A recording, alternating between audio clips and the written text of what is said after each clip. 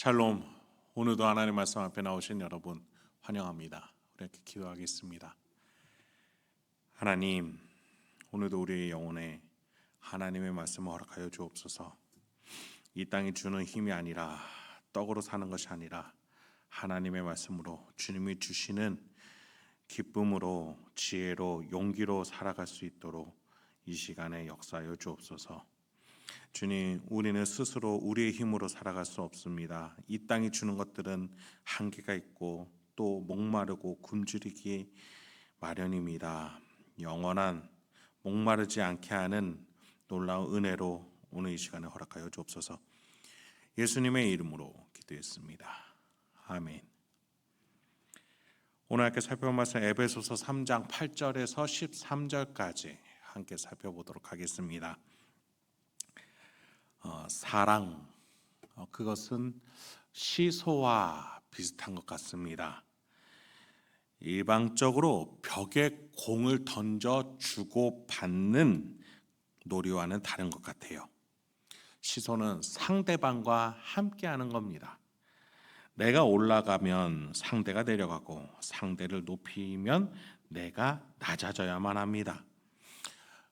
그래서인지 바울은 사랑을 설명하는 데 있어서 계속해서 자신의 낮아지게 된 이 상황에 대해서 언급을 하고자 합니다. 8절부터 보시죠.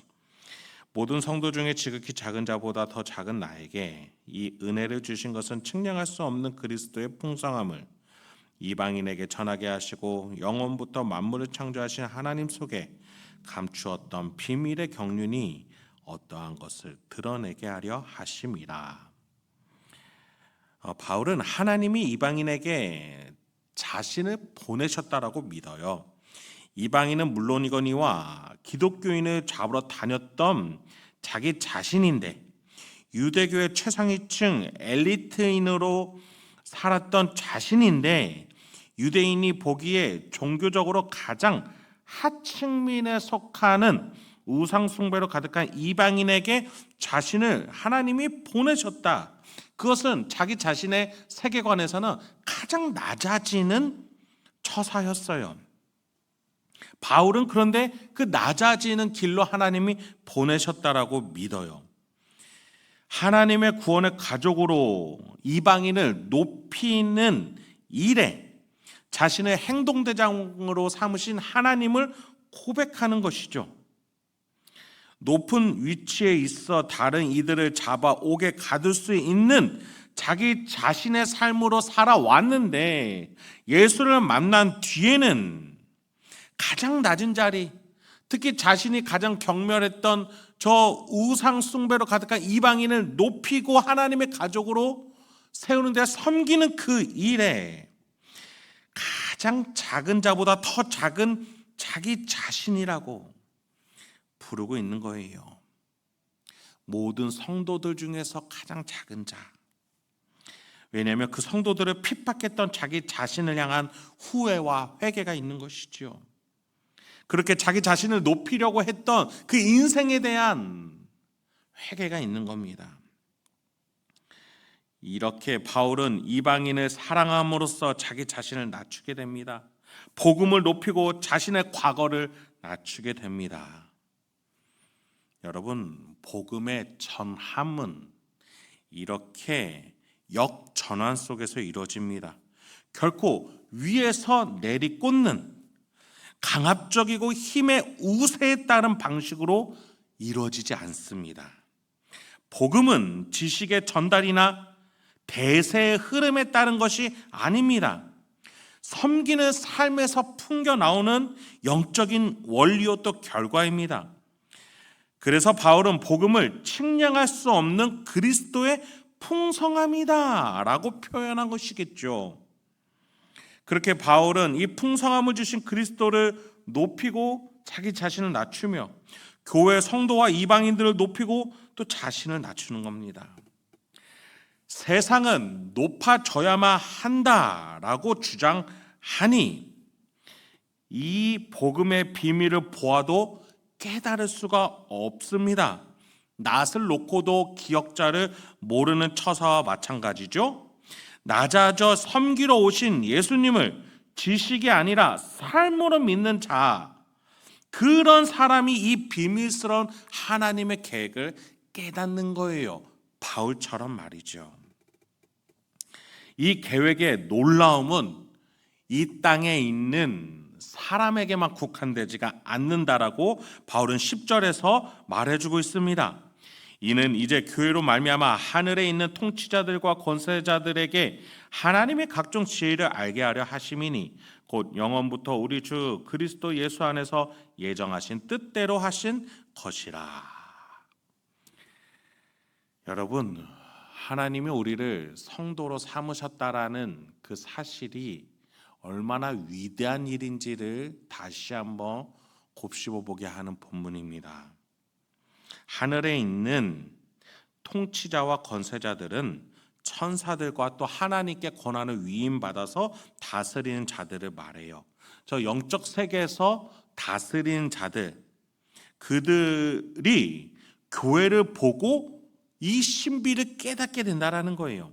하나님이 성도와 교회를 통해서 구원의 역사를 어떻게 이뤄 가시는지 교회와 성도를 통해서, 여러분의 삶을 통해서 보고 배운다라는 거예요. 물론 우리가 가르치는 게 아니에요. 우리를 통해서 하나님이 어떻게 일하시는지 우리를 보면서 놀라운 지혜를, 하나님의 신비를 이들도 깨닫는다라는 거예요. 우리가 얼마나 놀라운 위치에 있는지 우리는 이 본문을 통해서 알 수 있는 것이죠. 여러분, 우리의 복음의 전함은 단순히 사람 하나를 교회로 불러들여서 세를 늘리는 것에 치부되어서는 안 됩니다. 기념품을 주기 위해서 또 선물을 나눠주기 위한 행사로 전도를 격화시켜서는 안 돼요. 하나님의 비밀스러운 계획의 실현이 바로 전도에 있어요. 한 사람이 교회에 나와 성도가 되어가는 그 과정 속에서 절대 하나님을 믿지 않을 것 같은 저 죄인이 하나님 앞에 나와 하나님의 가족, 권속, 후계자가 되는 이 과정을 보면서 저 하늘에 있는 권세자들과 천사들도 놀라움과 신비로움을 깨닫게 된다라고 바울은 말해주고 있는 것이죠. 여러분, 저 영적 권세자들의 영적 판도가 뒤집어질 만큼 놀라운 일이 우리를 통해서 이루어진다라는 것입니다. 여러분이 예수처럼 살면 예수와 말과 행동과 판단을 따르려고 몸부림치는 그 삶 속에서 천사가 보고 배웁니다. 영적 권세자들이 보고 배우게 됩니다. 하나님이 저 사람을 저렇게 사용하시는구나. 그렇게 해서 저 죄인이 하나님 앞에 나오게 되는구나. 하나님이 이렇게 인류를 사용하시는구나 라고 말했죠. 여러분, 우리의 삶은 그렇게 사용받는 겁니다. 그래서 바울은 12절과 같이 말합니다. 우리가 그 안에서 그를 믿음으로 말미암아 담대함과 확신을 가지고 하나님께 나아감을 얻느니라. 그러므로 너희에게 구하노니 너희를 위한 나의 여러 환난에 대하여 낙심하지 말라. 이는 너희의 영광이니라. 어떤 목표 지점에 대한 확신이 있을 때 우리는 그 길이 고난스러워도 이겨냅니다. 가족을 보기 위해 힘든 퇴근길을, 봉양할 가족을 위해서 고된 노동을, 보고 싶은 애인을 위해 머나먼 길도 마다하지 않는 이유는 그 사랑하는 자를 사랑하기 때문이에요. 하나님을 사랑할 때 우리는 이 고된 인생을 보람차고 명예스럽게 살아낼 수 있어요. 왜냐하면 하나님을 만나러 가는 그 길이기 때문이에요. 그래서 지금 하나님이 보이지 않고 때로는 내 마음속에서 곤란함과 역경이 가득해도 그 하나님 사랑 때문에 이 삶을 버텨내고 또 버텨내는 것이죠. 왜 하나님이 이렇게까지 나를 사랑하셨을까? 나를 위해서 태초 전부터 영원부터 예정하셨을까? 이 질문들 속에서 하나님의 사랑을 깨달아가면서 우리 인생은 한 발걸음 한 발걸음 살아내는 거죠. 명예롭게 말이죠. 꾸역꾸역 살아내는 게 아니라 명예롭게 나누며 사랑하며 내 안에 넘쳐나는 그 하나님의 사랑을 흘려내면서 말이죠. 그러니 바울이 13절에 이렇게 말하는 거예요. 나의 여러 환난에 대하여 낙심하지 말라. 이는 너희의 영광이니라. 바울이 고난당하는 것처럼 너희가 예수를 위해서 고난당할 때 그것은 너희의 영광이 될 것이다. 이 영광스러운 자리를 살아내느라 당하는 고난에 대해서 염려하지 말라. 오히려 영광스럽게 생각하라. 여러분, 오늘도 우리가 성도로서 명예롭게 살아낼 수 있길 소망합니다. 이 세상에 좌지우지 되거나 또는 여러 환난 속에서 지치거나 할 수도 있지요.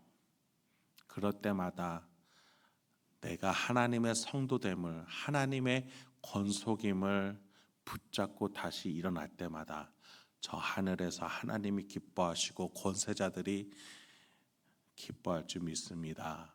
저와 여러분의 오늘 인생, 여러분이 말하고 행동하는 그것 하나하나 하나님과 함께 또 하나님이 하신 일을 기억하며 그렇게 살아낼 수 있는 저와 여러분이 되길 소망합니다. 함께 기도하도록 하겠습니다.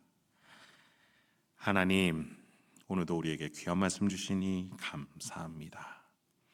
이 말씀을 통해서 오늘도 우리가 어떻게 살아내야 되는지 깨달아갈 수 있도록 하나하나 알려주시옵소서. 특히 이 말씀을 곱씹으며 되뇌이며 내 마음판에 새겨 오늘 가정, 직장, 일상 어디서든지 이 말씀으로 살아내려고 할 때 깨달아지는 은혜, 그래서 실천할 수 있는 용기로 열매를, 결실을 거두는 우리의 인생이 될 수 있도록 인도하여 주옵소서.